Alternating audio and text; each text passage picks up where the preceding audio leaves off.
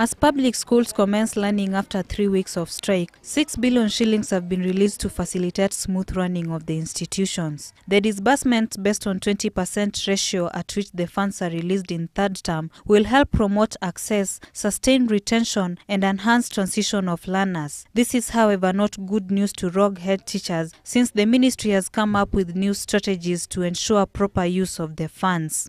In order to improve on accountability, school heads are now required to acknowledge these funds received using Government of Kenya receipts. In addition, it is the cardinal duty of school management committees to sign agreements with the suppliers regarding terms and conditions of supply of goods and services. Further, school head teachers are expected to conspicuously display on public notice boards within the school's compounds the funds received and how they were spent. This is in the spirit of enhancing transparency and accountability. We will be improving on this as we go along. Similarly, for free-day secondary education, principals are now required to ensure that each benefiting student endorses returns for funds received to the ministry, besides being issued with official receipt for each disbursement. They are also required to submit to the ministry a block receipt for funds received against each vote head. The documentations are essential in facilitating auditing of the expenditure for primary education and free-day secondary education.